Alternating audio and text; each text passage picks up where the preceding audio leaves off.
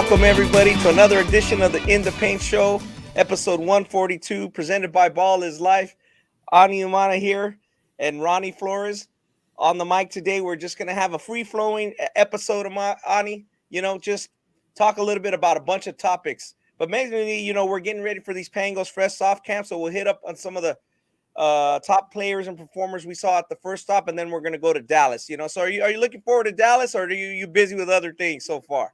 Oh man, I'm looking forward to Dallas. I'm always happy when y'all can come through, see some of the best freshman, sophomore players, and sometimes we get some 8th graders, in there that can really perform.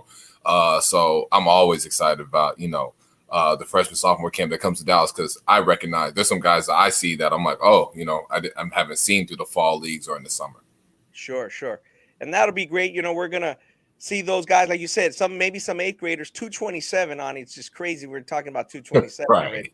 Obviously, it's 225 and 226. So the first stop was in Los Angeles this past weekend, and then we're gonna hit Dallas up the first weekend of October. Then there's a week off, and that weekend is USA basketball. So USA basketball is back in the mix. They kind of announced they're they're going to have a full slate of guys for the first time, like in COVID, in the October mini camp. And then the following week is the Border League, which is mid-October, and that's the Chicago camp, same weekend. I'll be at the Border League. And then the final one is the following weekend, which I believe is the 23rd, 24th, which is in New Jersey, tri-state, Philadelphia area. So all 4 of them are usually really good. The Dallas one is always loaded with talent.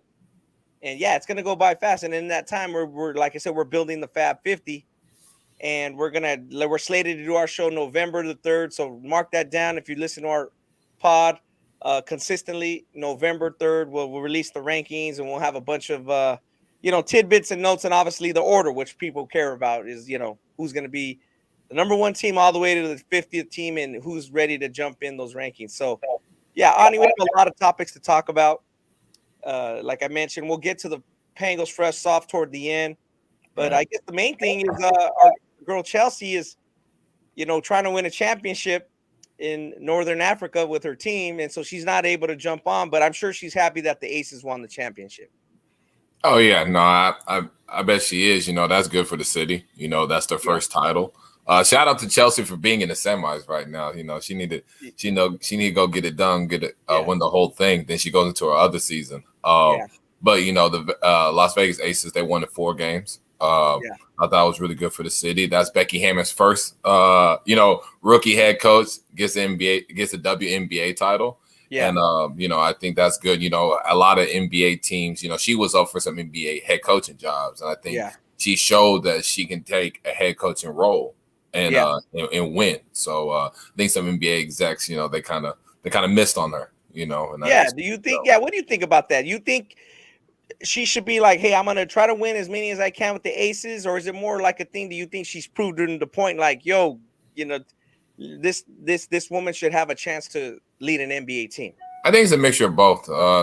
She's a competitor. She wants to win as much as she can while she's there, and I think she wants to build a dynasty with the Aces, which she has the chance to. They kind of really dominated that series, and they're gonna have a lot of returning, and I think she wants to show that, hey, like, I can do this in the NBA as well. Like, I think it was kind of surprising that she didn't get an NBA head coaching job this past season. So I think she has that chip on her shoulder. Like, I'm gonna prove that, like, I'm gonna win a lot here and show I can build a dynasty with the group.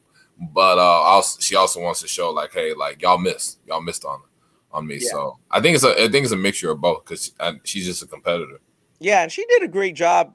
She got a lot of credit for executing plays, executing timeouts, executing plays after the timeouts, executing plays out of a dead ball, that kind of thing. And when I saw the series, I just think also the credit goes to a lot of the players. They had the best roster and the best team. I mean, you talk about Chelsea Gray, the MVP of the playoffs, who's a point guard from California, St. Mary's High School in Stockton, went to Duke, and kind of was struggling a little bit. And she, with her career, she didn't know if she wanted to kind of quit ball and get a quote unquote regular job after basketball. But she stuck with it, and she played as well as any guard you can imagine playing. I mean, statistically, she did. And then, obviously, the young lady from the University of South Carolina, Asia Wilson, who was dominant, MVP of the regular season. She's kind of like the Aces dominated all the awards. Kelsey Plum was first team All NBA, and I believe they also had this kind of the sixth man of the year. So they are the sixth woman of the year, if you want to call it. So they swept all the awards, and what do you think about Asia Wilson? Do you think it's like she's a superstar, the face of the league? Do you think the league should rally, get behind her, and she's the face, or do you think it's a multitude of girls? Or hey, it's a great team, and let them build that team up, and that will help grow the game. I think it's a great. I think more so. Yeah. Obviously, the finals MVP generally is like the face of the league at that moment, right? Yeah. But I think it's just a great team with a lot of great players. Like you mentioned, they dominated in the awards. So I think she's a really good player. I think there's a lot of really talented players in the WNBA as far as just when we talk about that superstar status. I think you have a decent amount, but I think the Aces just are a really, really, really great team with a lot of really good basketball players. You got to watch the series at length, and you got to see just how deep they are as a team. But I think Asia Wilson's like the face of it right now. But I think it can kind of, as long as they keep winning the way they are, she will be. But as far as talent goes, I don't know if she just like the most like a LeBron James of that league or something like that. When you talk about that, like a face of the league, we look at the LeBrons, we look at the Stephs, we look at the Giannis's. I don't know if she's that, but she's just a really good basketball player. And I agree with that. They need to grow. The Aces, it'd be good if they have continue winning, maybe even get a rival that will grow more, like you said, more than like it's pushing a girl or two of the girls. They should push the teams. I agree with you. Push the teams first and then push the girls. The thing I thought is, again, nothing's perfect, and the league still needs work per se, marketing. Right. They won the championship on an NFL Sunday, so that's tough. You know what I mean? I don't know if they should start the season just a week earlier or something. Right. The NFL starting, and that's always going to be tough. That's a monster. So you're fighting a lot of forces by having the game in the summer or towards the end of the summer because you want as much eyeballs. But I still think they did a great job. A lot of people supported the Aces, and Las Vegas likes to have something they call their own. So. Because when you go there, you cheer for a lot of other teams because a lot of people, it's an international destination. But, UNLV basketball, when they're good, the locals really love it. And I think the locals like the Aces just like they like the Golden Knights. They really like the Golden Knights. I mean, the Aces, that should be the barometer. Like, we need to get like the Golden Knights. You know what I mean? But Vegas also likes a winner. The Golden Knights had that first year where they did really well, went to the finals, NHL finals. Yeah. But like some of that's died down a little bit. You got to win. So the Aces have to win. You're not going to attract eyeballs when there's all kind of things to do on the strip when you're not winning. Right. So they've done a good job so far. And speaking of that, and then like I said, we'll probably get some commentary from Chelsea when she gets back. She's got to come home, like you said, to Vegas real quick. Then she's got to shoot over to Israel for a season. So we're going to make sure we catch her, get her thoughts. But something that caught my eye, and it caught my eye because I thought about women's basketball, and I thought about specifically Chelsea Gray and St. Mary's of Stockton, where she went to high school. This story that came out in the San Francisco Chronicle about a former Stockton St. Mary's player, Aquira DeCosta. She was like a 2018 McDonald's All-American, and there was a long-form story about how she basically got forced into human trafficking, / prostitution, and it just those headlines just catch your eye like, whoa, what is this about? And I don't know too much about her background, but the story really caught my eye on it. I think we should at least mention it. Yep. And I know you kind of caught a whiff of it. And again, when you see a headline like that, you're gonna stop, whether you know the details. Like, whoa, right. What was that about? Or you see it the post on Twitter. So what was your initial thought when you heard about her plight and her story. Yeah, I kind of scrolled across it on Twitter, and Yeah. I just was like, it's just crazy. Like the first time, I'm like, yeah, man, just that could be anybody. That can be, when, it's just like when I talk to my sister or my cousin stuff, like when they're out, like they'll call me if they feel like they're getting followed or anything like that, or it's not not in a comfortable situation. Sure. So it's just one of those things where you just like, man, like when you're women, when you're out there, how careful they have to be, because you never know what a man's intentions are. Yeah, a man's intentions are very brutal in this world, especially now with we talk about crime in America going up, crime in cities. That's a big pervasive topic all over America. So yeah, I'm with you. You gotta be careful. And go ahead and finish your thought on what you said, like as far as girls involved in basketball away from their family. Maybe they're at the hotels, maybe they're in Vegas, maybe they're at AAU somewhere in some tournament, and they just got to be real careful. I mean, you can't, if you have a coach, you have 12 girls, you can't watch them every single second. At some point, they're going to have to make, some decisions on their own, whether they go to the hotel lobby, whether they go get something to eat. You want to say there's chaperoning and there's surveillance, but it's only so much. Right. I agree. It's just, I think you got to know time of the day. Yeah. Probably don't go by yourself to places. This is some places you don't go by yourself. Especially when you get out, like if you're like a AAU team and you're out of town, like I don't think any girls should be going outside by themselves, especially at night or whatever. Just that's where, a lot of times, or you see times where guys, the men that have those intentions, try to get a girl, go in groups. If you can, especially when you're in unfamiliar territory, or if you're in a territory where it can be dangerous, like just being careful, especially in athletics, because like in the summer you're traveling a lot, or you're going to here, you're going there. When you're playing professional, like you may want to go out, this, that, and the third. Just gotta be careful with your surroundings. I mean, like I said, like my sisters, they'll call me if they feel like, hey, this, I'm just in a weird, I don't know about this guy. He's been looking at me, or they've been, this car's been following me, or, so I'll stay on the phone with them until they, get to their destination. So just gotta be careful. Just limit not going by yourself at night, especially when you're not in places you're familiar with. Yeah. I would say for everybody, they should have a flashlight. Yeah. Like, in case their car breaks down in a dark location, a strong, big flashlight. Don't gas up, like you said, at night. If you're a woman, try not to go to the ATM machine after it's dark, because people just, I got to run to the store. I even told my sister that a few times, man, because she had a habit of like getting off work and gassing up, or, I got to get something from the supermarket real quick. Yeah. You don't think about it. So I'm like, hey, you need to stop doing that. She kind of like, my brother's telling me what to do. But, I'm like, you got to stop doing that. And I didn't tell her that recently. I told her that many years ago. So it's just something to be careful for. Like you mentioned, going groups. And we mentioned this because we kind of see it, Ani, like, tons of girls at tournaments.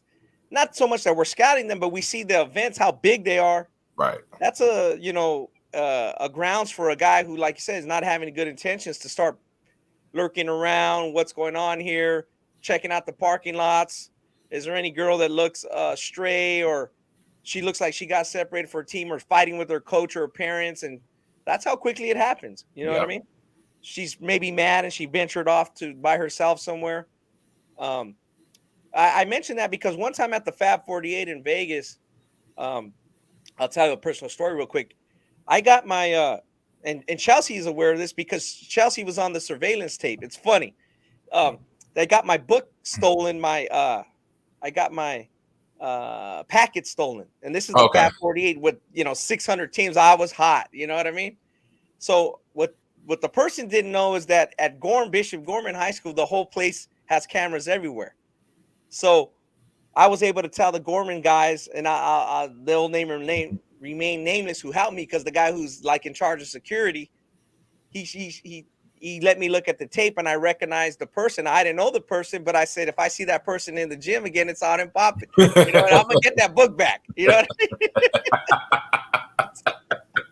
So it's funny because Chelsea was running one of the other gyms for the event, so she had just happened to come into the gym.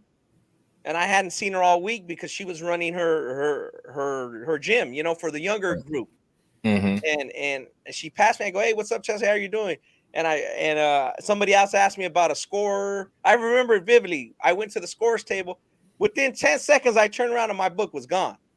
Right? So I eventually got the book back. But my thinking was, when I saw the person and the perpetrator, was, man. And it's funny that we mentioned this story about Aquira DeCosta is a man. Imagine if a dude or somebody steals these packets that's not related to basketball. Ani, that's a lot of addresses. That's a lot of phone numbers. Yeah, get involved in scams, calling those numbers, try to scam people. Because they're legitimate numbers that work. You know what I mean? Right. Cell phones number in there. Or, hey, I have an address. I know that's an address where a kid lives. Let me, that's Fab 48 was huge at that time. That's 600, 700 teams. Now I got the phone numbers of a lot of people. So I thought about that, said, man, why did this person steal that book like that? Because the person wasn't really involved in basketball per se. Just leave it alone. But yeah, so that's why we say at events, you got to be very careful. Why? Because it's a lot of kids there. So that's a lot of opportunity for people to do things wrong. So yeah, if you get a chance, ladies or people who are listening, tell your friends about it. It's a story of Aquira DeCosta. It was in the San Francisco Chronicle. But yeah, the statistics are alarming. It talks about a lot of statistics of human trafficking and unfortunately how this high school All-American and college player, and she still may play in the WNBA, Ani. She's like that good. Yeah. She's 6'1", 6'2". She has great athleticism. Now she may be raw and she has to probably get back into it. And she went through a traumatic ordeal, but don't be surprised if she maybe plays in the WNBA one day. Yeah, that'd be big time. Yeah, it'd be big time. So something to keep an eye on. We don't want to dwell on it forever. And here's another thing we don't want to dwell on, Ani, is the relationship between Brittney Griner and Kim Mulkey, who, obviously was at Baylor, her coach at Baylor when she led her to an NCAA title and undefeated season. Recently, Ani, we saw the things, a lot of reactions of people, the non-reaction of Kim Mulkey when they ask her about Brittney Griner's situation. So I'll let you speak on it real quick and give your real highlight take and we'll move on. But we had a few points we wanted to mention about that. Yeah, Kim Mulkey decided, to not comment on the Brittney Griner situation. And, I know she got a lot of flack on that. Sure. If I recall, their relationship wasn't the greatest at Baylor. And even though people have been wanting her to make a comment, I don't think she felt it was appropriate for her to. That she doesn't have a very good relationship with Brittney Griner, and it clearly shows. Like if she's saying she declines to comment, their relationship wasn't very good at that stage. I don't think it's because she just doesn't, she doesn't care for her well-being, but at the end of the day, it's just, business is business. The way I look at it.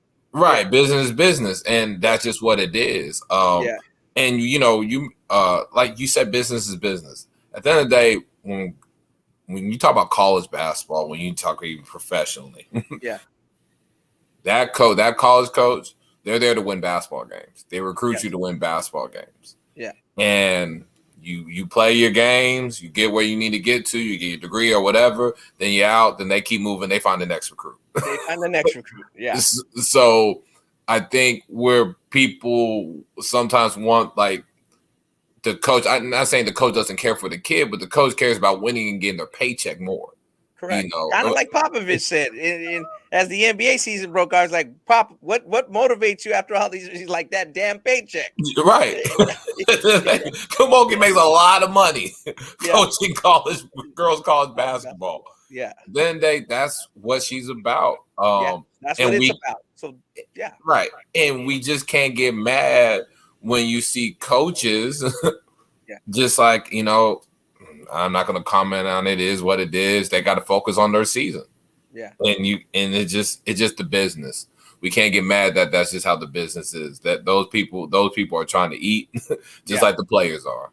Correct. So, Ani, if she says something and or more of a long-winded statement, and it comes off as insincere, she's going to get ridiculed anyway. Exactly. So why, you get what I'm saying?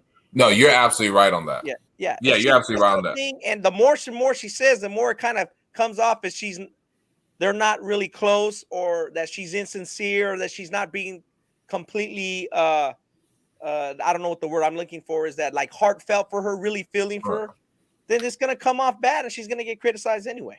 Right. So, even if she says something and she really meant it by the heart, people are gonna go back to their relationship and say she's not being genuine anyways. Like you said, she's not like it could be long-winded and feel like it's not sincere, or it could be long-winded, it feels genuine, but people say it's not genuine.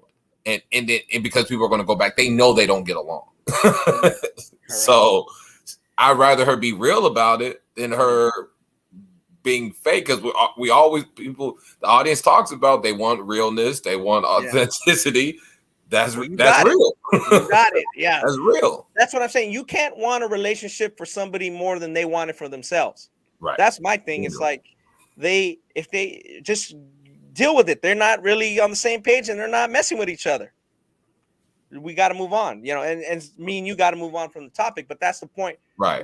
Whether it's boys or girls, realize it's a business. You may not have this great interpersonal relationship with your coach every single time. Things happen. You're grown up. Two adults sometimes ain't gonna mesh. But if that's a good fit for you, then go for it. But realize that you should have some kind of inkling to want to go to school for other reasons than solely just the coach. I know people go to school mostly for the coaches and who recruits them, but if it's okay that if you like a certain subject or want to live in a certain part of the country, that's not bad either. You know what I mean? There's some other things that should factor in. It's on the boys or girls side. Number one, know it's a business. Number two, you may not have the greatest relationship with your coach, but that coach is maybe putting you in a good position, especially if you're as talented as Brittney Griner. Right. And then third, look at other things in college you like besides your relationship with the coaches. 100%. And you made a point, and I'll just touch on it. Like you said that the players, they'll say that they're there for the coach. They're there for what the coach can do for them. Correct. Yes. At the end of the day, and the coach wants them for what they can do for them. Sure. It's a relationship there. That's the relationship. What can you have? How can you help me get to the level I want? And coach, how can I help you get a raise? Right. That's what it is. So let's move on. We said what we want on that spill. What next thing we want to jump in is another college topic, and this just kind of broke recently. Is Penny Hardaway, our guy at Memphis? I guess Penny is cleared of heavy NCAA charges. The IARP, they had a hearing panel, and it conducted that the Memphis coach didn't violate NCAA rules when he provided benefits because of his longstanding philanthropy in Memphis, in the city of Memphis, and at the University of Memphis. So kind of ironic, Penny was an EYBL coach and also was the coach at Memphis East, which was a Fab 50 team when he was there, one of the best teams in the country. They also have James Wiseman and a bunch of really good Memphis players, who a few ended up at Memphis with him, but obviously James Wiseman was the big name, but they had other really good players. But it's ironic that Memphis East, the high school, they got in trouble with the state association, but I guess because of what went down with James Wiseman. But on the collegiate level, Penny's not having he's not facing the same type of sanctions that as a school that Memphis East did. Yeah, no, I think that a $5,000 fine is what Memphis gets. That's good for Penny. good for Memphis. They need a break. They need a break. they need a break for real. I was a little surprised. I thought maybe they'd get hit harder. I know they got to take some games away. I thought possibly that they were going to hit maybe with some taking some scholarships away or something like that. But it's interesting that Memphis East got hit harder than University of Memphis, but because it tells you how this game goes. Yeah, they're obviously Fab 50 ranked. Like I said, they beat Montverde that year on a buzzer beater. I think they played 3 times. They might have got them twice, right at the buzzers, and there was a couple good games there. And the situation, they got stripped of their state title. So that's unfortunate. But you said, to mention the Tigers, Memphis Tigers, 3 years probation through September 25. 5 racks. That 5 racks. He's like 5 racks. Penny come out of his pocket. He probably got that in his pocket right now. He got that in his pocket right now. It cut him a check right now. And then 0.25% of their 25% of their men's basketball budget. Committed 4 level 2 violations and 5 level 3, whatever those mean. But they're not level 1. So that's the key. So, Penny's had it. Talk about that, Ani, a little bit. Just Penny's had some coaching turnover. It's hard. It must be hard for a legend to coach in where he went to college and also where he's a legend at it from the scholastic ranks, and just people, know him there. It ain't always been an easy road there. Yeah. Rephrase the question, Ronnie. Kind of. What's your take on Penny so far being the head coach at Memphis? Is it ever going to be enough? He's going to ever be able to do enough there? Is it just because of how much people like him, how much people know him, and maybe he does have some detractors, but people generally like Penny Haradaway and that what he's doing. And like we said, Memphis has their share of troubles. We talk about the Aquira DeCosta situation. We talk about crime. Memphis has some problems right now. The city, it's going through a tough time. So, it's a microcosm of what's happening to me at University of Memphis or Memphis University. Yeah, I think Penny's time at Memphis has been up and down for sure. When they had James Wiseman, they only played 3 games or something like that, 2 or 3 games. Yeah. Then this past year was very underwhelming. When you talk about Emoni Bates, when you talk about Jalen Duran, just the talent that they had. And they gave Gonzaga a run for the money, but still, we expected bigger things. They lost to Murray State early, who's a good team, but just going back, I think Penny's time in Memphis has been up and down. Obviously, in the high school, when he was a high school coach, it was really good, but in college, it's been up and down. But this year, I think they can kind of get in a rhythm. I think his staff's more in a solid place. He's had guys leave on staff. He's had some movement on staff. He's had a lot of movement with the players, and the season just don't. When you look at their team on paper compared to the results, you just left wanting more, or just just underperforming. But I think this year they can kind of be in a good place. But I just think it's been up and down. I think it's just been really up and down for Penny. People question his coaching, and I think Penny does a good job. I think it's more the managing the other stuff that has been, and then obviously Wiseman getting hurt for most of the season. You got stuff like that going on, which you can't control. But I think this year you'll see more up than you see down. That'd be a good start. I mean, they have a fresh start. They should be able. They got nowhere to go but up. Right. 100%. Yeah.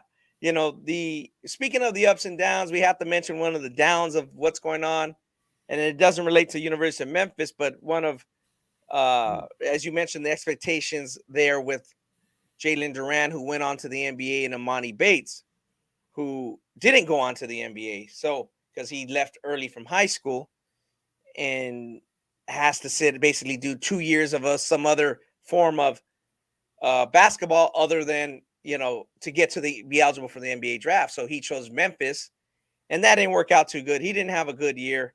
So he goes back home, to Eastern Michigan, Ani? Yeah. And recently, Emoni was arrested, charged with, I believe, 2 felonies, one including, weapons charge in the vehicle that he was pulled over in for supposedly not stopping or yielding at a red light, or stopping at a red stop sign, whatever the case may be. But, obviously people are going to have tons of opinion because this guy was anointed as from some in the industry as the best high school prospect since LeBron James. That's a huge statement. Oh, man. That's a huge statement. I mean, best since LeBron. I mean, boy, there's been a few best since LeBron, mainly Andrew Wiggins and Jabari Parker, who I can think of. Right. You know, and they were very good, and then they both played the NBA. And now Andrew Wiggins is a NBA champion. But for Emoni Bates, it hasn't been that way. Let's talk a little bit about that. Let's first talk about his play. He wasn't very good the year at Memphis, and he frankly wasn't really good his junior year of high school. He was starting to show signs that maybe he wasn't that type of prospect. Right. I remember watching Emoni Bates. When you said that, I remember watching Emoni Bates as a freshman. Yeah. 15U, and he played. I didn't go to Peach Jam, but they had a session in Dallas. Correct. And excuse me. When I saw him play, he was really good, and I was like, okay, this is one of the best freshmen that I've seen in a long time. I said, if he can keep this up, I see what they're saying, but LeBron James and KD still a lot. I remember saying that once I was a freshman. I was like, okay, like I didn't see KD and LeBron live, but if what they are now, like I'm not going to herald this kid that, you know. Correct. But he was really good as a freshman, and you made the point. Then he came back his junior year. They came down to Houston. Glenn Smith had the Hoop Fest out this way, and he wasn't very good. And I think he came for the Thanksgiving Hoop Fest. They weren't very good. I think that's when he was playing with that. I think they built that school, Yippee Prep. Which, you know, that's already not a good sign. Yeah. That's not a good sign. Yeah. So I felt that he got proclaimed to be the next. When you talk about KD and LeBron, those are first ballot Hall of Famers. These are LeBron is like 1 and 2, you know, him and MJ. When you talk about all-time talks, you talk about KD, maybe a top 10 player all time. Right. Yeah. You know, when you're labeling a 15-year-old that, what do you think him and his people are going to think? Correct. You know, it's just like if someone labeled me at 15 the next LeBron James, it will go way over my head. Honey, it'll go over your head and you're not playing no more games for free. Right. You know what I'm saying? So like, right. So seeing how it all just progressed and now he went to Memphis. He wasn't very good at Memphis. I think they tried to put him at point guard. That wasn't very good. I could have told you that was going to be not good. Right. Like that was a disaster. And then, you know, now he got, you know, he's at Eastern Michigan. He got arrested. It just goes to show we see so many times. I mean, like, you know, Kyrie Walker, who's a good player, but like, remember in 8th grade where people were saying all this stuff about him early, like we got to get away from talking about these 14 and 15-year-old kids as the next, comparing them to the NBA superstar. Yeah. Just compare him to a player that you see what he plays like. Right. You know, because that's what we want to know. We want to know what level and what's his ceiling and what's his basement kind of thing. Right. But a realistic one, you know? Right. So I'll take it to you what you're saying. And I saw Emoni on the UIBL that year, same year, but I saw him in Atlanta. Okay. The Atlanta stop. So it was a good prospect, as you said. One thing I noticed is he's playing 15s. So right away, I'm not anointing him nothing because he's 15s. Right. If the greatest players in the history of AAU ball, they're especially as a freshman, rising freshman, yes, I could see you playing 15s or 16s. But by the time you're a rising sophomore, you got to be playing 17s if you're one of the best of all time. Right. You got to be playing 17s as a rising sophomore. So I took this guy's a good prospect, a great scorer, not much defender, little weak at the time, but you can see, like you said, probably for me, one of the 10 best freshmen I'd seen, you know, as rising freshman, maybe even better, but not the best, and definitely not the next NBA Hall of Famer. Right. You know, so what I thought I saw, and I went by it maybe even a year or two later, a year and a half later, I said, I think the ceiling, he can be like a Brandon Ingram type scorer. And I think I told you that before. I mean, you and Chuz, like, and to me, that ain't bad. If you can be Brandon Ingram as a thin wing who can score, you know, type of upright body, Now that I look at it, Brandon Ingram's a bad boy. Oh man, what? Yeah, like what? Like that's even something to shoot for. And I think that was realistic. I don't know how realistic it is no more, but like I thought at the time when I mentioned that, I thought that was fair, maybe, but to have people come on and anoint him in Sports Illustrated covers and in TV games, anoint him as I take him as the number one pick. Now that's putting a lot on, because you're talking about him being the number one pick over anybody in 222, which would be Paolo and Chet Holmgren. And then anybody on 221, which is Jalen Green, Evan Mobley, and Cade Cunningham. So you're basically saying you take him then over those guys. Right. That's just too much, and that's not good. That's not a good statement. And then that's not good for him, the pressure you're putting on him. And like you said, the people, his father, the people around him. That's not good, and that's not fair. Right. No. It's irresponsible. I agree with you. It's really irresponsible. Like you made the point about the draft comments where some people were like, I'll take a number one right now. Again, like why? And you made the best point, one of the bigger points you made is if he was a generational talent at 15U, he'd be playing 16s or 17s. De'Aaron Fox was playing 17s with RL9 as an 8th grader. That's the guy you want to see. You talk about Trey Johnson, who's right now, he's never played a 15U basketball game. Correct. So the best player I've seen at that age, and I might have said it on this pod before, is Shea Cotton. Now, Shea was 6'5", 215 with no body fat, and his 2-foot vertical leap was out of this world. I mean, he's just at that time. So that guy couldn't play 15s. It would be a joke. He never played 15s. Entering his freshman year, he's probably already one of the top 15 to 20 players in the country in any class. And now you look a year later, Carlos, Caden Boozer and his brother, the Boozer from down in Columbus, going into his sophomore year, he's probably already one of the best 7-8 players in the country. Yep. That you see it, like he's dominating the high level, not 15. So that was a key thing there. And then another thing I noticed, and I don't want to be critical, but I saw it. It's like I seen some of these workouts at Memphis that they used to put on the internet, on Twitter and stuff, and they just didn't look very good. Emoni's going 60% speed. That didn't help him. No. And then you go to that pro day and they measure him in his arms. The wingspan. Everybody started talking about the wingspan. So like they're just mistake after mistake, and hopefully he turns it around. Obviously he's got in this situation. Obviously it's supposed to be innocent until proven guilty. Don't know the particulars. Other than that's not a good situation. Whether he didn't know what was in the car or whether he feels I got to have this because I'm in, for protection or for, I don't feel safe. I don't know the details. I'm not going to sit here and say I do, but either way, it's not a good thing. No. And we hope for Emoni to be able to play this season. But it's just, again, we talk about being careful, like got to check those things. Like when you borrow someone's car, like I ask questions, especially, but just hope that he's able to play this season. Hopefully, it was just a mistake, and we get to see him, and he gets to bounce back. That's what we want to see. Yeah, we just want to see him bounce back to whatever. I mean, it doesn't have to be NBA. Just can he formulate a good college basketball career?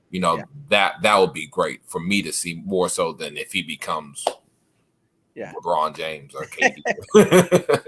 Yeah, that's probably not happening. You said, but he can still bounce back and have a productive career, and that's what we want to see from him.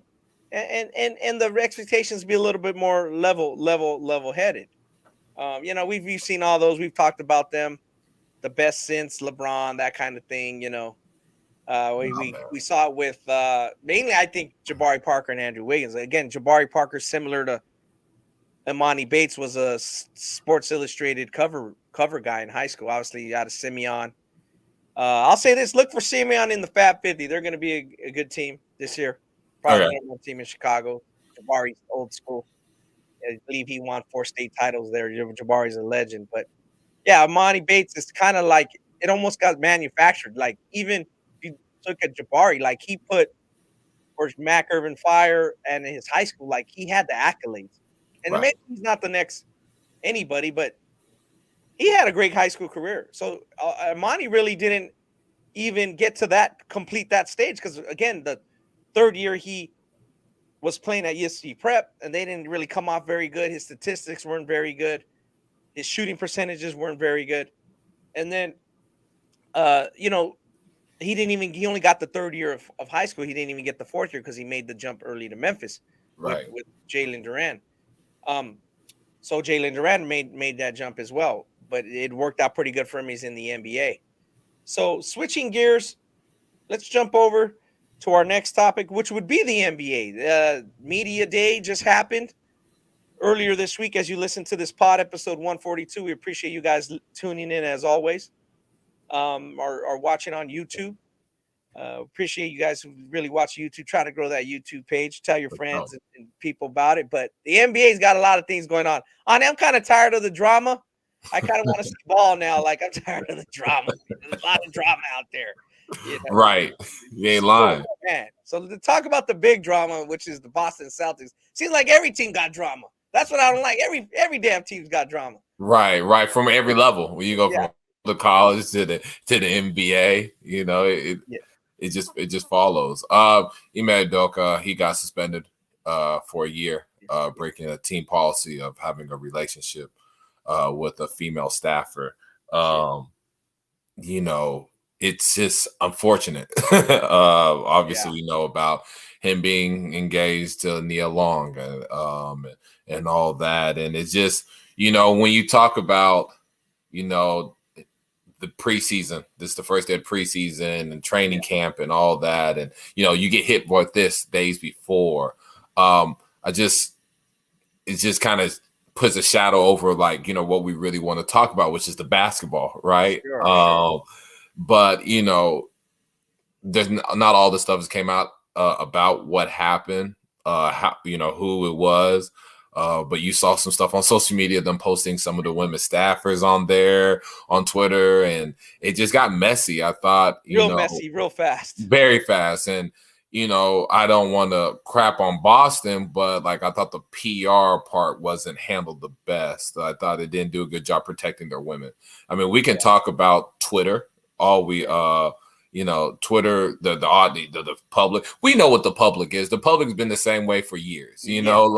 They're the reactions on Twitter. Right. If you put out Boston yourself that he had a relationship, they say consensual, with a female staffer, what do you think people are going to do? What do you think people are going to do? So I just didn't think it was handled well. Obviously, that was a policy.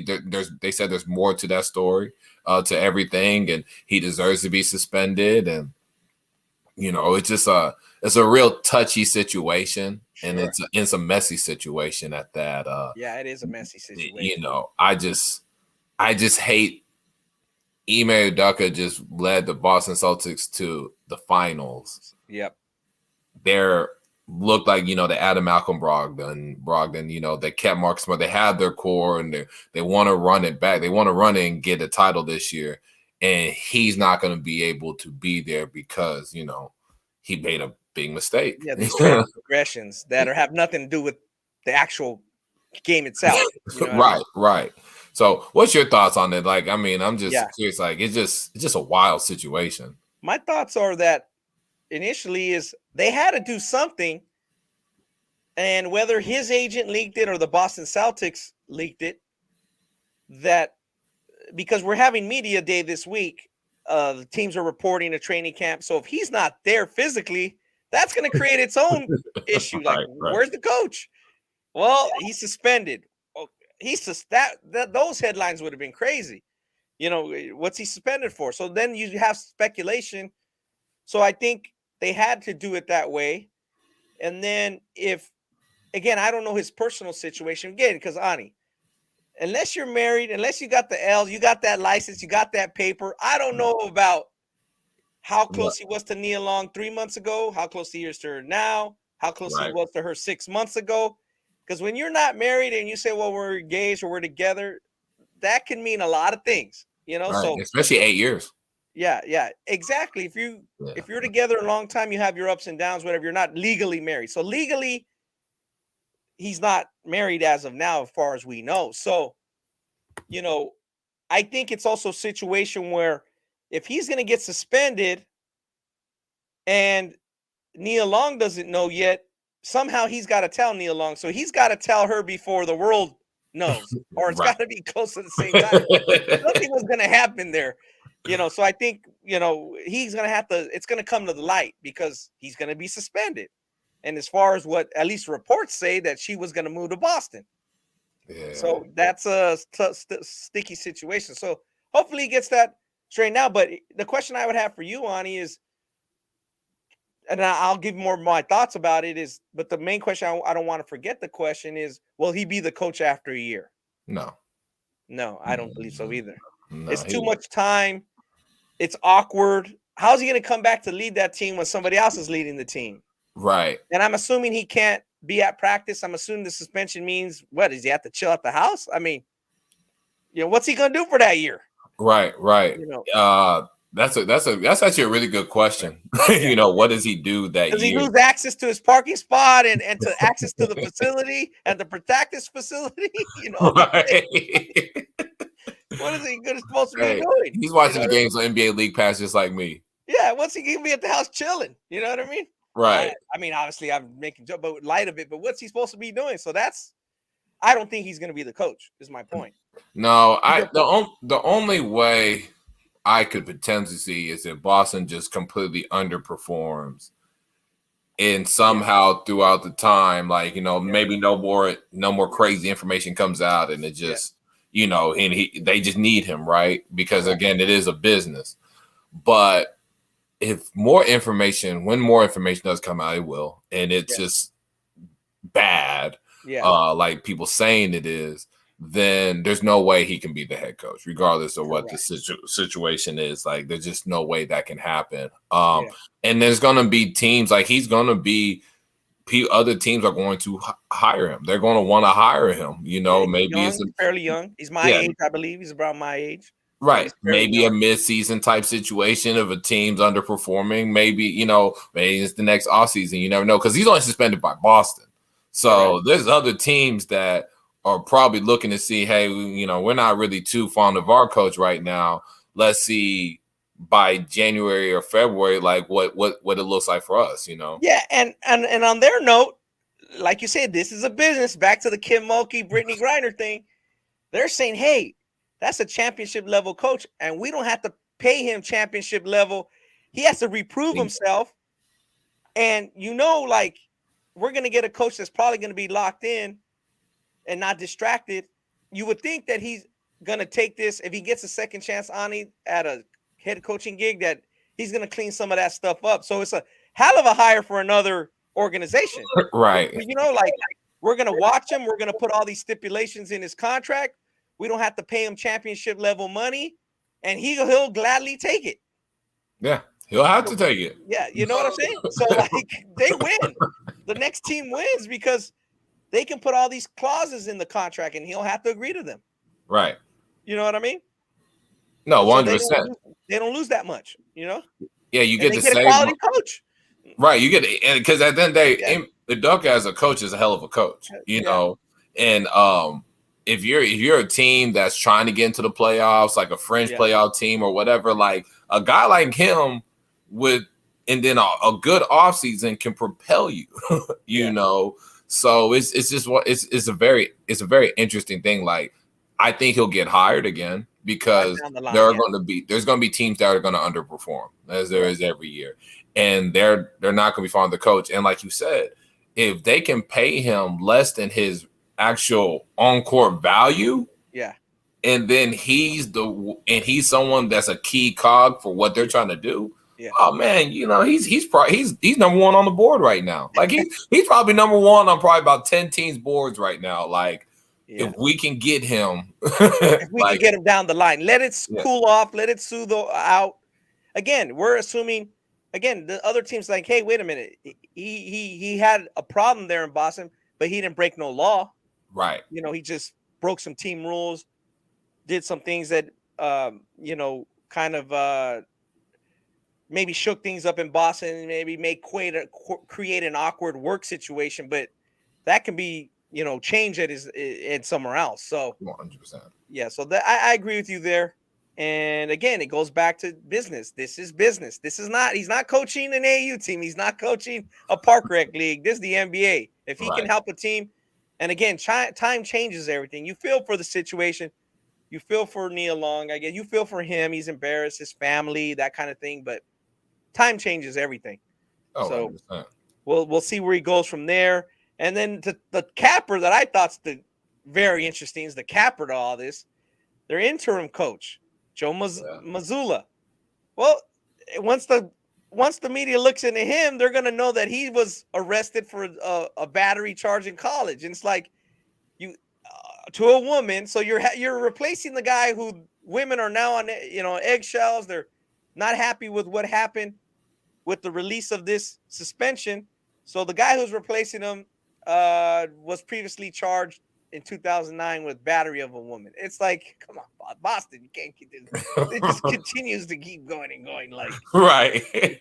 And to Brad Stevenson's made a comment that, hey, we vetted him, we've looked into this, we know about it. They obviously know about it.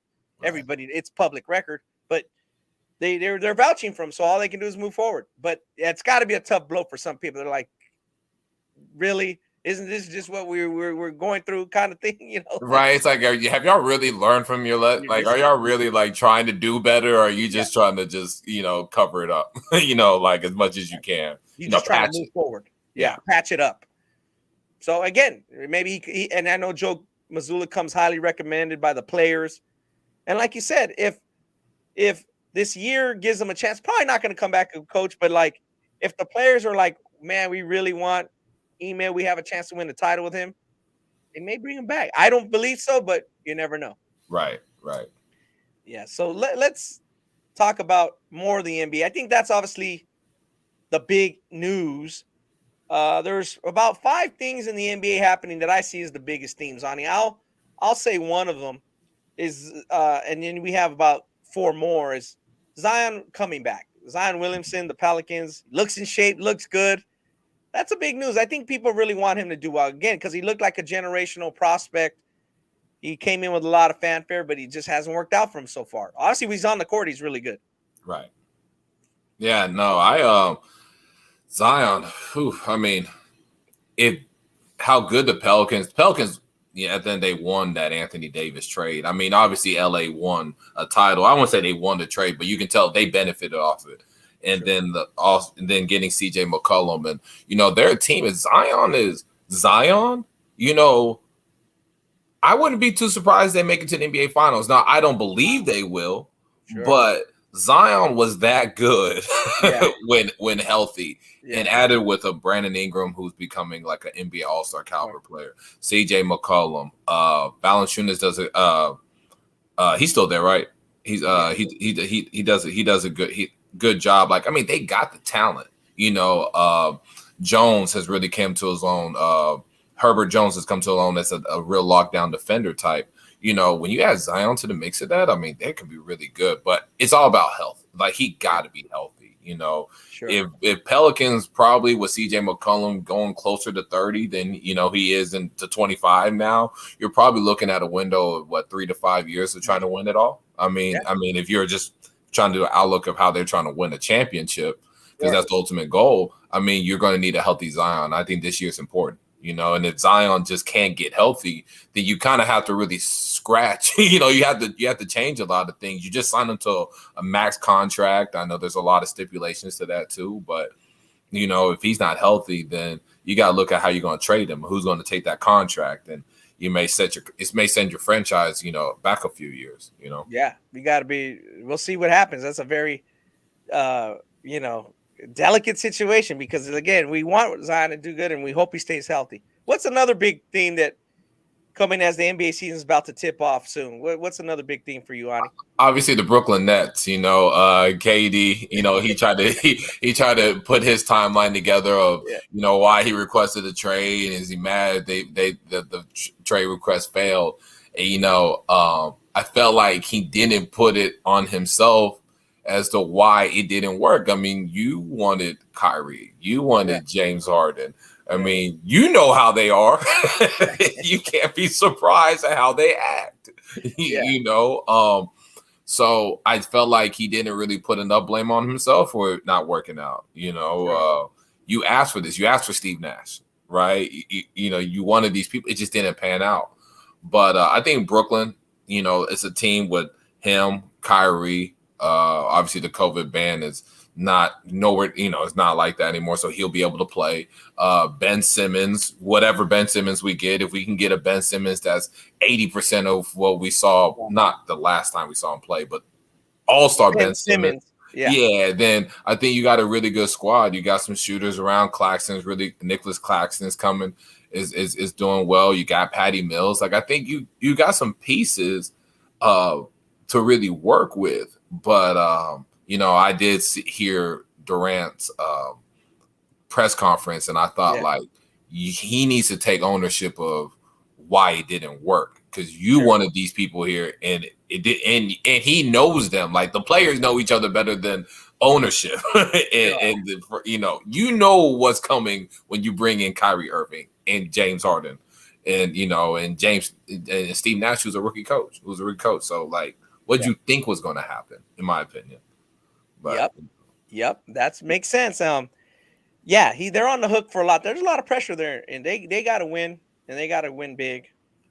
And that is a big thing. But like you said, he kind of said, well, sometimes in a family you argue. I mean, what is Steve Nash supposed to say? Sometimes you argue with your family members and you move on. Okay, we'll see. But you want him fired. You wanted him fired, then fired. Yeah. Oh man. So what's one for you? What's another one? Headline? For the next headline for me would be a couple of young teams. It seems like the Cavs made some moves to get better. Yeah. And then the Timberwolves are going to be on the clock here with their young core. Obviously, the Cavs got a good young core. They moved, I believe, Colin Sexton, right? Yeah.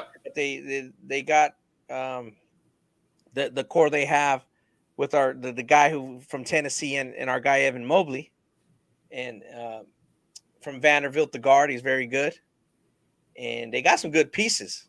They got a good lineup. People very like that lineup real fast. So, and the Cavs have always had, except for that miraculous year against the Warriors, the Cavs always seem to run into trouble. You know what I mean? They got over the hump that one year with LeBron, with Draymond Green going crazy with the growing shots, but besides that, it's like whenever Cleveland has a chance to do something great, something always happens. Right, that's real. In every sport, the Browns, the Indians, over the years, and obviously the Cavs they've just been unlucky, kind of like the Clippers many times. So you see that the nucleus is there. What do you think about their nucleus, and what do you think about them? Yeah, I think adding Donovan Mitchell and getting rid of Colin Sexton is an interesting one, because your front court is really good with Jared Allen and Evan Mobley. Darius Garland and Donovan Mitchell is a very good backcourt, especially offensively. Defensively, kind of leaves less desire when you talk about going against Boston, who has big wings. Going against Milwaukee, who has big wings and big guards. But they can kind of cover up defensively because you got two giants in the front line that can move. They need to fill out that 3 spot. Isaac Okoro is just not going to be enough for them when you talk about going against Brooklyn. Who's going to guard KD? Who's going to guard Tatum and Brown? They're going to have to be creative defensively. But I think they're a 3-man away, a quality 3-man, like a 3-and-D guy away from being a championship contender.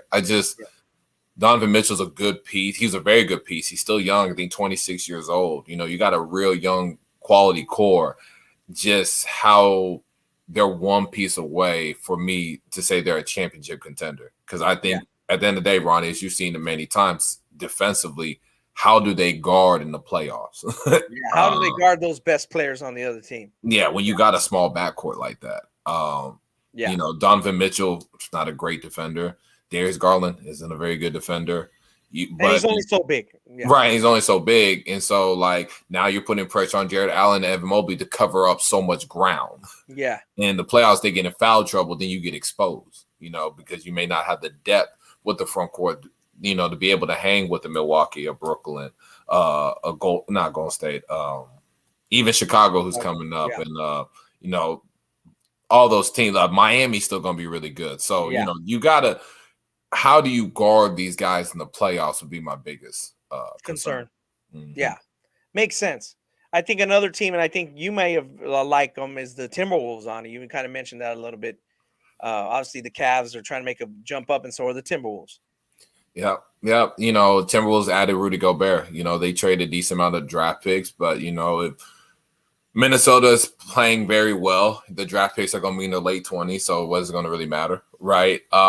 They're a team. Rudy Gobert, as we saw, like with that Mavs series, Rudy Gobert kind of got exposed just defensively guarding his space. Obviously he's a multi-time defensive player of the year, arguably probably the best rim protector in the NBA. And now you add him with Cat doesn't have to guard fives all the time, right? Anthony Edwards, who he's growing. He may become he's an all-star type player that may grow into a superstar down the road. I think Minnesota kind of puts themselves in a situation where they can contend, and the West is very tough. But again, I think Anthony Edwards, Rudy Gobert, Karl Anthony Towns. I think Jared Vanderbilt has really come a long way too. As a player, Houston native.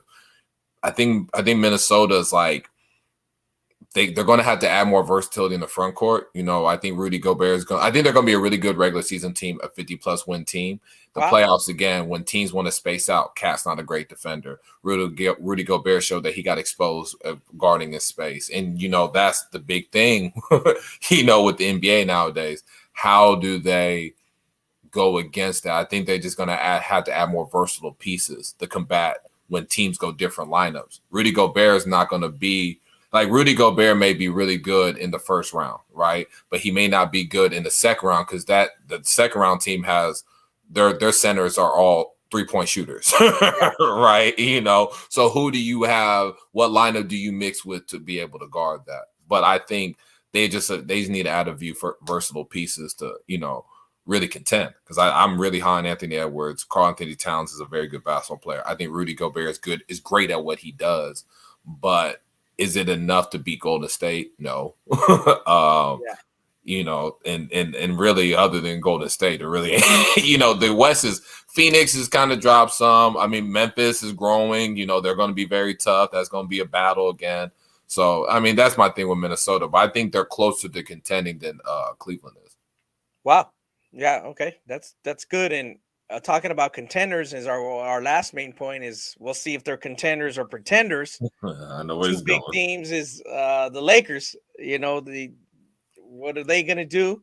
And then we got the individual aspect of the Lakers with LeBron, and he's going to be passing these milestones. He's probably going to become the all-time, unless he just falls flat on his face this year, he's probably going to be the all-time leading scorer, passing Kareem, the legendary Kareem Abdul-Jabbar. You didn't think that was going to happen looking back 10 years ago. You're like, LeBron's going to, but he's been so healthy. He's been so good for so long. The time is here now. This is his 20th season. He's still very good, really good. Still maybe a top 5 player in the league again. But what are the Lakers going to do? And I guess the main question is, does Russell Westbrook bounce back from his subpar season? Ooh, that team, when you talk about Westbrook, that team is just not built for Westbrook to be very good. Yeah. Because small. You mentioned small defenders. They're small. They're small, and LeBron is best with the ball in his hands. That's why Patrick Beverly fits, because Patrick Beverly has become a better jump shooter. He can play off the ball and be fine, right? Yeah. Westbrook needs the ball in his hands, and he's not the athlete or the player he was before, but he still thinks he is, right? And that's good to have the confidence, but you can't do what you did in your MVP years. No. I think Westbrook could be good if he buys into the role Darvin Ham wants him to have, wants him to take on. But good is different than what we used to think good was for Russell. Maybe it's getting 8, 5, and 5, and taking less threes and less jumpers, and just maybe, just playing more of a role and trying to defend and play hard and bring some good minutes and get out, but good is different than what good was a year ago for Westbrook. I think, he's going to have to take less minutes. He's going to have to take a lesser role. And if he does that, I think LA can be fine. Are they a championship contender? Anthony Davis says they have a chip on their shoulder. How many games is Anthony Davis going to play? Like, what does that mean? Yeah. Right. Like, you're old team and you're small. Right. Right. Like, it just, I got to see LeBron James. Like you said, it's crazy that he's going to probably break Kareem's record. Like, that's insane. It's just a testament to just how he's been able to stay healthy and take care of his body for years. Right. That's the number one name of the game. Availability. 100%. And so I think Westbrook can be fine if he buys into his role. AD, people are projecting to have a breakout year. I think a breakout year is if he plays 65 games. Like, hell, like if he plays 2 games. Yeah. Yeah. If he plays 65 to 70 games, his numbers are gonna be better. Like, he needs to play. But LA, I mean, they just got expectations. They're not gonna win it all. They don't have enough. They don't have enough pieces for that. They're not gonna win, and they don't have enough pieces they can move. Right. You know it. They're like, we don't want them players. Right. Yeah, we don't want them players. So it looks like the NBA draft one and done is going to come to the end. That's not going to affect this year. Probably going to affect 224, 225. Yeah. That's pretty interesting. We'll see if these guys we talked about, the best prospects in the country. We kind of talked about Emoni Bates, and he probably was never that level prospect. But we talk about Boozer. We talk about Cooper Flag. Like, those guys could maybe be jumping to the NBA. And obviously, we'll talk more about their teams. We got the Fab 50 show coming up November 3rd. We'll talk about those teams in depth and talk about those players in depth, the best players in the country. But yeah, that's interesting note. I don't think it affects much for us for now, but it's just something that's coming down the line. Well, yeah. How do you think that, like, if that gets passed, how does that affect, I just want to touch on it a little bit. Like, how does that affect, like, college recruiting, Yeah. Well, you got to be smart. It's like, I'll give you an example. Sebastian Telfair and LeBron. Okay, with LeBron, he was so damn good. Now, he was that good. We kind of talked about Emoni, and LeBron was that good. He's, at worst, the second best high school player I've ever seen. Maybe the best, him or Kevin Garnett. It doesn't matter. Flip a coin. So, he was that good. So, what I mean by that is everybody knew not to recruit him. The dude ain't going to college, so that worked out perfect. But with Sebastian, you got to remember Louisville was thinking they were going to get Sebastian. So Rick Pitino was like, I'm going to get Sebastian. That's going to be a great recruit. And it's funny, if you watch his ESPN movie, even all the way through the McDonald's game, and this lady goes, hi, sir. She's interviewing him. She goes, hi, kid. Where are you going to college? And he's like, Louisville. That boy damn well knew he was already going to. So what I mean by that is, Rick Pitino missed out on recruiting Rajon Rondo because he put all his baskets in Bassie. So that's the situation where you got to come up with on. You got to know who you're going to be able to get and who's going to the league right away, so you can go after your next guy. You can't get caught recruiting a guy too late and he's going to the league. Right. Or going pro. You know what I mean? So I think that's where it makes that's another level to deal with. Transfer portal. Now you got to deal with dudes who, and now 10. Sebastian, that's going to be 20 years ago, 2004. Rajon Rondo, Sebastian. Now, 20 years later, the expectations that everybody's going to want to try to go to the league. Oh, man. That's the problem. Look, all these high school kids think they're pros. Yeah. And I'm telling you, like, how we always get, like, the kid declares for the draft from college. It's like, why did he declare? It doesn't make sense. Like, we're going to see that in high school. We're going to be like, why? Like, he declare for the draft? He's not even the top 100. Like, why is he declaring? We're going to see that. We're going to see some wild stuff. Yeah, we're going to see some wild stuff. And that's a great point, because even some college coaches, they were like, well, how, I was talking about to a high major coach. Yeah. He just like, I was like, well, what do you think? He just like, yeah, like, we got to be more careful about who we recruit. Like, if that kid is that good on it, I'm not going to recruit him. Like, he's going to go to the draft, And so you make a good point. Like, that's coaches got to think of who they should recruit and who's probably going to go to the draft, and they shouldn't waste their time. Yeah. That clip came out in the movie, ESPN movie, Through the Fire, I think was the name of Bassie's documentary. He was on the cover of Sports Illustrated too. Mm-hmm. He deserved it. Him and Jabari deserved it. I'll say that him and Jabari deserved to be on the cover. And LeBron, obviously. Right. And then obviously Bronny and Bryce came on the cover recently with LeBron. That was pretty interesting.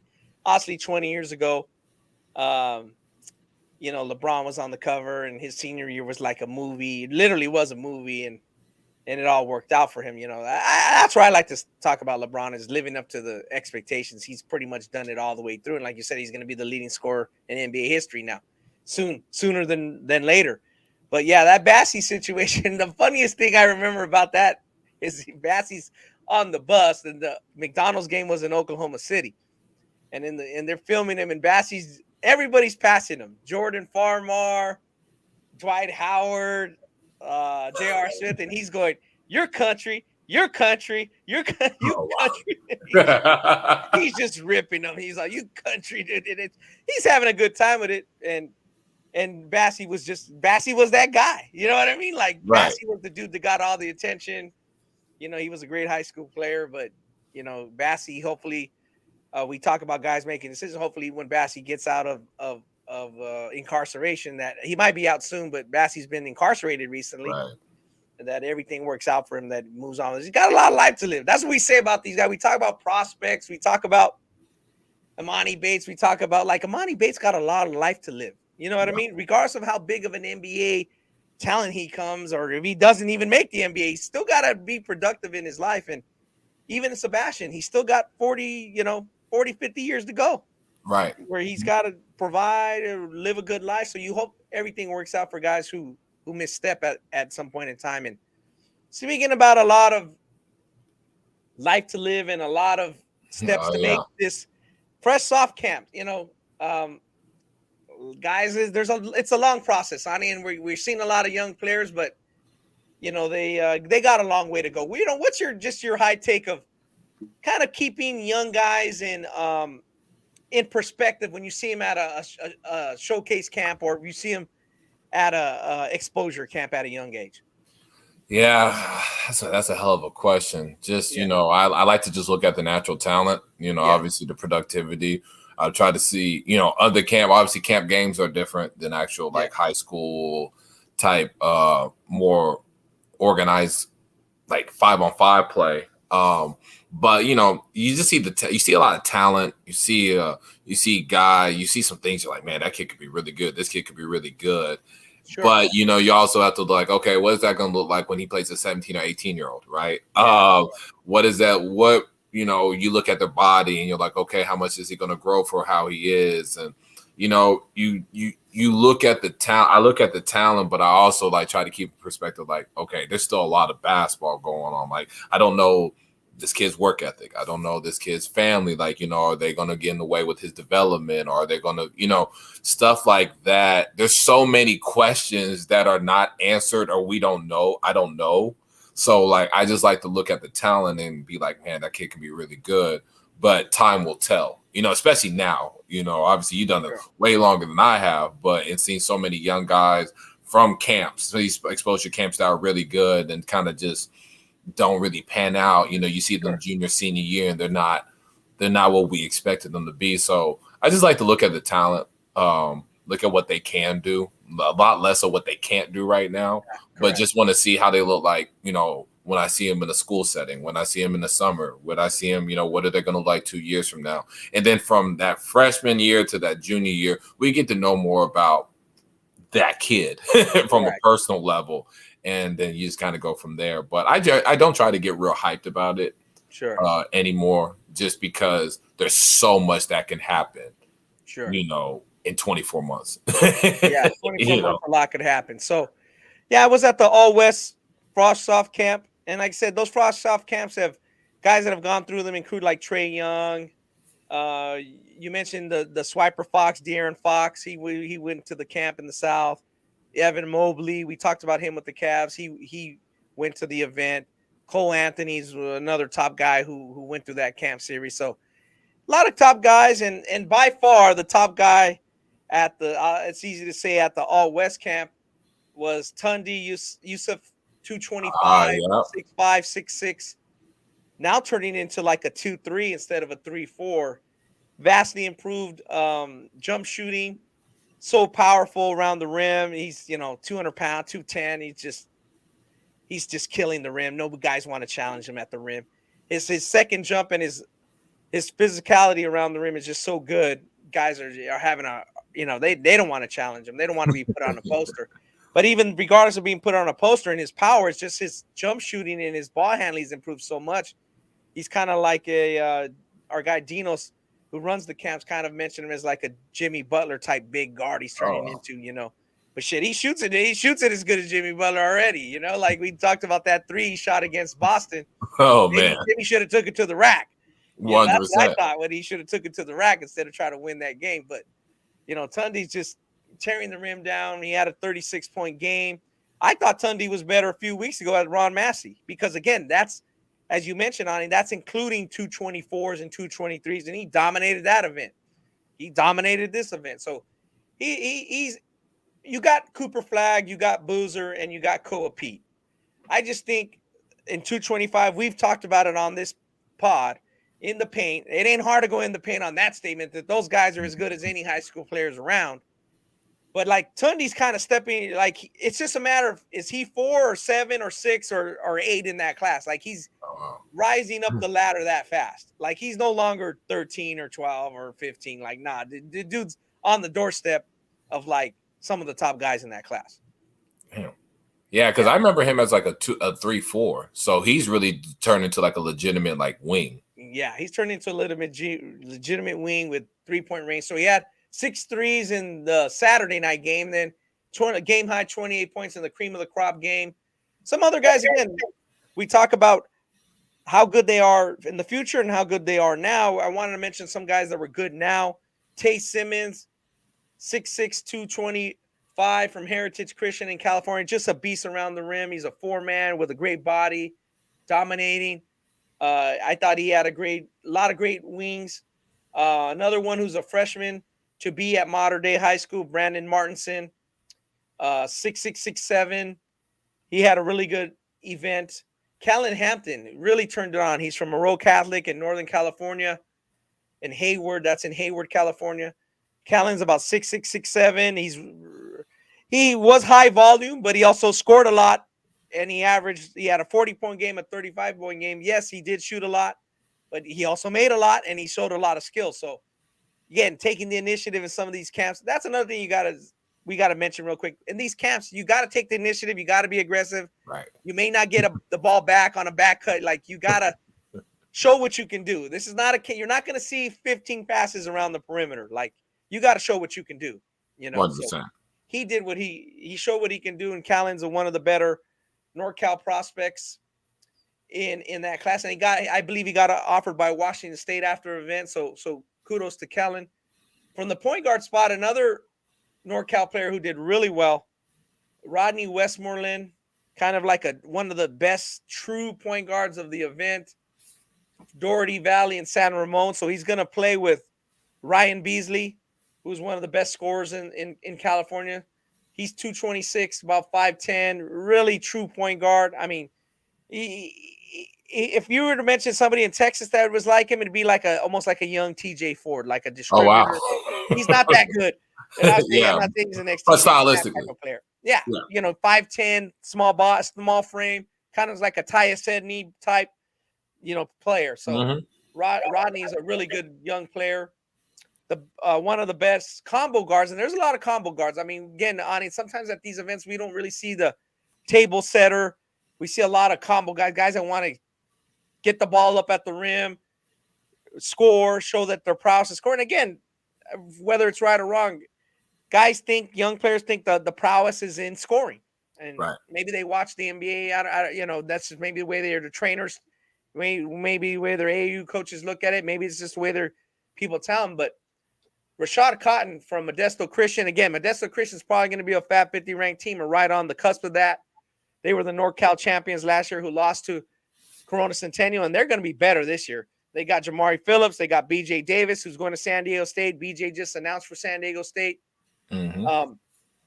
Rashad is a quick with the first step, can score from various levels, can score inside against taller players. He's about 6 foot. He's 226. Again, we talk about a really good high school teammate, but I think he's going to find minutes, even though he's, probably starting off right now as a 7th or 8th man. Like, he's going to be pushing for minutes. And when Jamari and or BJ need a break, like, expect Rashad to get some minutes. So he did really well. I'm just going down the list here. DeMarco Johnson, want to get a shot out of him. He had a 40-point game, but even on that, he had a really bad game to start. He had one bad game on Saturday, and he came back with a 40-point game. So that's what you like to see. He's got high expectations. He goes to SoCal Academy, combo guard, big wing, can really defend, kind of wing guard, 6'3", 225. He plays for Julius V at SoCal, but his father is a really tough guy and expects the best of him, and he really gets on him. So kudos to DeMarco, because he bounced back and had a really good second game, and he closed the camp strong. So I'm happy for DeMarco. Again, going down the list of guys, I thought Caden Bailey was good, 226 guard from Crean Lutheran. In Orange County, he's a big guard who can score a bit. Julius Price, who's actually Tounde's teammate at St. Joseph in Santa Maria, he's 226. He has some FIBA international experience. He's an international player, 6'2" guard, really good. Can handle the ball. He's a lead guard, but he can also looks to score a bit. I also want to talk about some of the sleepers in this event, and I thought that from the standpoint of guys who maybe didn't have big reps and did really well, Jalen White, 6'3", 226 from Clark High School in Las Vegas. I thought he was terrific. He did a really good job. Kid that I didn't know much about coming in, Isaac Carr from Central Catholic in Portland, Oregon. Wing guard, 6'4", 225. He's a really good player and really came on. Young player who did good, who has a lot of potential. You're going to be hearing about Emoni down the line, is Maximo Adams. His brother's Marcus Adams, a 223. He's a D1 prospect. He goes to Narbonne High School with his brother. He's about 14 years old, and he's bouncy. He's going to be good down the line. So remember the name Maximo Adams. Taj Ariza, Trevor Ariza's son. I can't believe how much time's passed. Right. Trevor was a guy I saw in high school quite a bit at Westchester High. He played in Sonny's Round Ball Classic, was a state player of the year, one of the best teams in the country his senior year. They won back-to-back state titles, but Taj has a lot of ability. He's at St. Bernard's. They have a lot of good players on that team. Taj is 6'6", 226. I'd be remiss not to mention his teammate, whose dad also played college basketball, and he's a very good player. And Caleb Verscher. His dad is Juan Verscher, who played at ASU. Caleb is a really good two-man, 6'3", can really score that thing. And Caleb had a really good weekend. And he's a really good player now, and he's tough. And he's really good corner shooter, can play on the ball, good defender. Our guy Tony Bland really gets those guys to play defense. So, they're locked in defensively. So he did really well. Boy, there was a lot of players. Go to ballslife.com. I will, I already have a story out about some of the top players I saw, some of the guys I thought should have made the cream of the crop all-star game. Again, for full disclosure, I'm part of the guys that choose it, but not all the time that I get the top 30 guys and the top 60 guys that I want on. You know how that goes. Right, I know. It's high level, high intensity in there. You got guys, and then guys have it, and that's the whole point of view. Like another guy, another evaluator have another point of view. Again, you might have saw the guy when he had his great game. You might have saw the guy when he had a bad game. In this event, every player plays 3 games and has a chance to prove themselves and get in one of those 2 all-star games. And sometimes even guys that don't get in the all-star game, they're going to end up being really good. There's two guys that didn't go to the All-Star game that I do want to mention before we close out here on episode 142 is Zion Harris from Clark High School in Las Vegas, 6'1", 226. I thought he was a good point guard. I thought he should have been in one of the games. And let me see if there's another guy. Yeah, 148, number 148. Last guy I'll mention, Terrence Murphy from Antioch, 227 on. He's an 8th grader. He's strong. He's a strong wing boy. That boy plays hard. I thought he should have been, but hey, that sometimes happens. And like we say, not sometimes the guys who are not the MVPs or the guys who didn't get chosen on, they go on to do really well, and that happens. Right. No, 100%. And 100%. Yeah, we'll see what happens down there this weekend in Dallas. That's usually a talent-laden camp, big camp. Again, everything in Texas is big. So who's a couple guys that we may see, Ani, that maybe perform well? Yeah, David Aweezy. That's kind of like a sleeper kid, 225 kid, about 6'8", goes to high school. Like a face-up 5'4" that's really coming along. I think I know he'll be there. I know there's some scrimmage games going on on Saturday, but he'll be there. I think he's going to be one to really look at. Hopefully we see like Jaden Toombs, who made an All-Star game last year. I think it was maybe top 60 or top 30, but he's really come to his own. The 225 kid that go to dynamic prep. Leroy Kelly, another guard, and Jermaine O'Neal Jr. Seeing those guys in that camp, where they had solid camps. But seeing them kind of propel themselves, like it's always the freshmen, their freshman year, always seem to make that jump their sophomore year, right? Yeah. Like you talk about kids that don't make the camp, like don't make the All-Star games, like in their freshman year, or they're like top 60 instead of top 30. Then that following year, they're top 30, maybe top 10 in your rankings from the camp. It's just like seeing that growth, like Hudson Greer, who goes to Lake Travis. Hope you see guys like him. Big Francis, I ain't gonna say his last name, but apologize, Derek Shelby, but I'm not gonna say his last name. Big Francis. 225 kid goes to Prestonwood, but those type of kids, we see those guys out there. Just seeing the jump that they make from their freshman to their sophomore year, that's always interesting. And you got some good 226s, like Jakai and Antave, who was at the camp last year. Who as an 8th grader, but now, he comes in as a freshman, he's stronger, he's gotten better. Just seeing guys like them from last year make that jump. And this 226 class in Dallas and in Texas is a fairly strong class. It's not 225, but, there's some good players that are coming along. So I'll be interested to see just how it all comes out. Yeah, and I'll be interested to see. I'm excited to see how it shakes out. There's always good players. Obviously, I'm going to see a lot of them for the first time. But I'll remember some of them from the previous year and see where they made the jump. And like we said, our guy who's number one in 224, and his team could be nationally ranked. He was at the camp a few years ago. He wasn't the MVP, but he was very good. But he was there, So things can happen. Now some people are saying he's the number one prospect in 224, from Lake Highlands. So, and we'll see them, and we're going to talk about them, and we're going to talk about his team in the future because they may be in that Fab 50. They may be one of the best teams. We're looking at Faith Families trying to get back in there. They had a good season. Duncanville will obviously be in there. So, like we said, mark down your calendars for November the 3rd, Thursday. Again, we don't know exactly when we're going to do our next pod because we're gathering information. We're going to be on the road. Ani, you're going to be in Vegas to watch Big Victor after this and Scoot after this camp. Then, I got the Border League. Then after that, we don't know, man. I mean, we got to get there first, 100%. We don't want to, be on the hook for things we can't come through on. But we'll definitely be back. We're about to wrap up here. That's been a very informative episode. Again, there's a million names I could mention, but go to ballslife.com. I mentioned more, and I'll put out my rankings too. Ani, we are, we're always putting out event rankings. That's the thing. Yeah, because it's hey, that's what it'll be. How good you were then? We're not worried about how good you will be down the line. We know there's better prospects of us. We got to reward the guys who play good.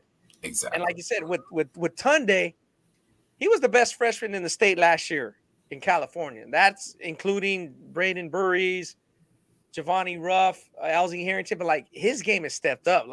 Those guys are gonna have to keep up with him. And it's the same thing with a guy like Cooper Flagg and Caden Boozer, who we'll see at the Border League, like, it's only what have you done for, like Janet Jackson said, what have you done for me lately? It Right. got to keep improving, got to keep expanding. It ain't a thing where anybody can rest on their laurels. And like you mentioned, with a guy like Emoni Bates, you hope that when they get the adulation and some of the these awards and some of these the next this, the next that, you hope they don't rest on their laurels, honey. Right. You know, it's not a thing that you got to keep getting better. If you have any questions, you know, you're always free to hit us up. You know, reach out to somebody, you know, that you trust out there that can give you an honest evaluation. If you're a freshman, sophomore, I would suggest you go to these camps. If you're going to be in Chicago, mid-October, that area or anywhere in that area, go to that camp. If you're going to in the East, if you can go the 23rd or 24th to the East camp, go, because there's a lot of decision makers there, a lot of guys who decide, McDonald's voters, a lot of guys who decide on the ESPN and 247 rankings, a lot of guys on the NBA Players Top 100 committee are there. So that's how you make your name. That's how you move up. That's how you get better. 100%. Yeah, and it's just good, like you said, getting your name out there, but also like see where you're at. Like you know, just really see where you're at. You know, that's the main thing. Self-evaluation, get an honest evaluation. And on that note, I think on an honest evaluation, I think we've about done here. I think people have heard enough for one episode. So for episode 142 of the Ballislife in the Paint show, Ani and Ronnie are logging off.